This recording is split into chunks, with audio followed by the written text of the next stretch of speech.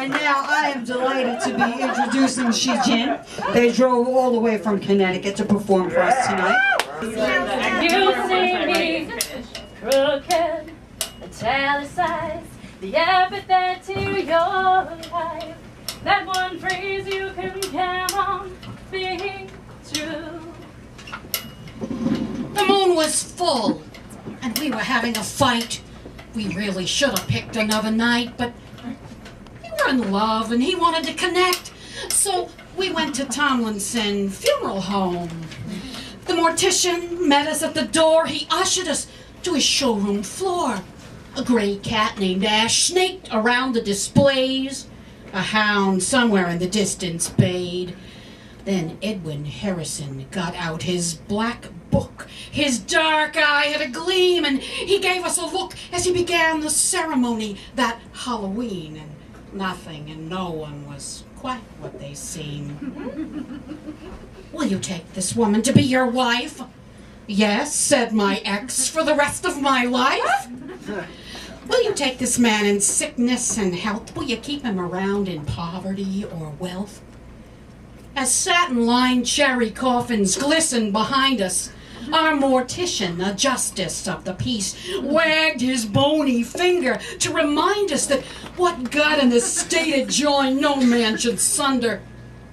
But discontent, like the mummy, soon slips out from under its wraps, the knots untied, the vows undone. The costumes are discarded and the masks are put away. Could have been worse. Some people get married on Pearl Harbor Day. Well, you know, I had often seen it televised through the local TV news station, the state of panic and sheer terror of store clerks and security guards bracing the entrance and counting down the minutes. After group prayer, you know, one last cup of coffee, one more drag on that cigarette, the trembling hands of the guards set tumblers to roll and security locks. Doors are opened and it begins. The tidal wave of sisters, mothers, grannies, aunts, daughters, best friends, neighbors, and bitter enemies crashing the walls of Hackbarth's Bridal to search and destroy. Not one white square of fabric, sequin, or pearl left untouched, blood and fists flying. The sonic shrieks of women set against each other, determined not to have their image of the perfect photo layout dashed by that mean, fat bitch who has our cloven hooves wrapped around my dress. But I mean, the store's only open from 10 to 8, so the madness can only last so long. A few short, unforgiving hours later, all is eerily quiet. You know, the entrance doors have been blasted right off the hinges. Twisted metal and glass sprayed across the threshold. Bits of drop ceiling and light fixtures give way and crash to the floor. Carpets are stained and strewn with blood, hair, teeth, odd bits of fabric and flesh. The shredded remains of credit cards and currency. Smoke rising from one of the cash registers. Some of the dressing room attendants huddled together in a corner, sobbing and trembling. One of the security guards had a sleeve torn off from his uniform, and he's used it as a bandage for his eye. The manager was last seen being carried outside to settle a parking dispute. I mean, faintly you can hear the sound of the silence.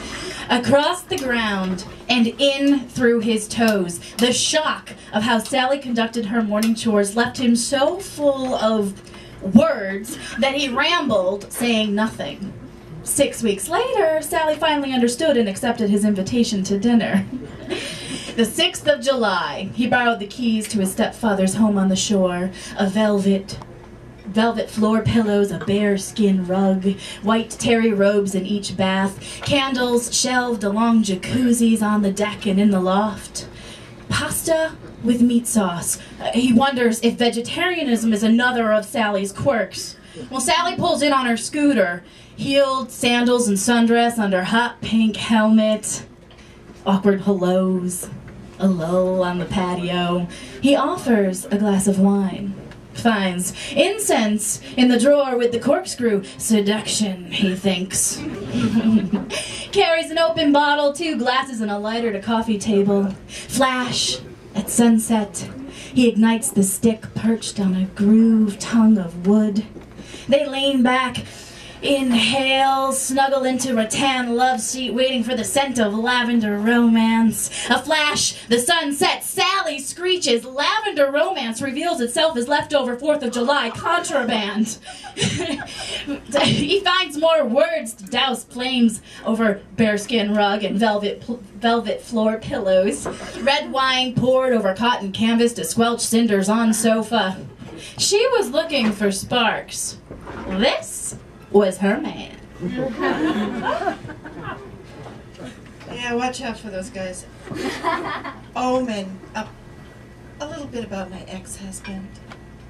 One time making love on the changing room floor of the dojo while he was still married and the father of a young son. And I'm not lying about this. He told me he was Satan. I should have believed him. You know, no confession is ever a secret. Jesus tells every angel he can find in that telepathic way that he has, and he includes all those details that you left out on purpose, neatly packaged as nightmares.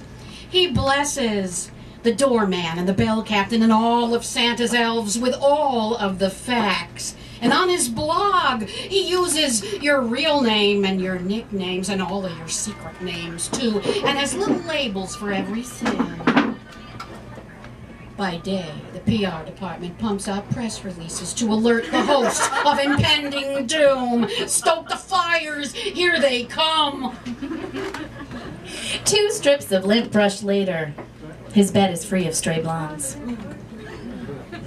She tucks sheets, smooths in search of earring back, arranges comforter as if no one had ever crawled beneath. She carefully places a pink rubber band between throw pillow and seat cushion, hopes the other will find it, and wonder whose ponytail it held. Why it is tangled with 18-inch strands, honey-soaked and smelling of him. With butter knife and plunger, she rids sink and shower of knots, loosened by water and freed with his fingers. She does a final sweep of apartment floor. Arms wrap under his hands, press against shoulder blades. She kisses him as if it were the last. Walks herself to parking meter flashing time expired. Does not mention the single strand, still stretched, dagger-like, across the center of his back. Let it go. It's all in the past. Make your peace. Yet, like a burr ignored, it remains, insinuates itself deeper into my hide, causes pain, clings so tight there is little hope of removing without major surgery. I refuse to lose part of myself in order to free myself. So I painstakingly disentangle each hook, lose my grip, get snared again, start over. I will make my own peace, not yours, because the past is always present, and I will not let go.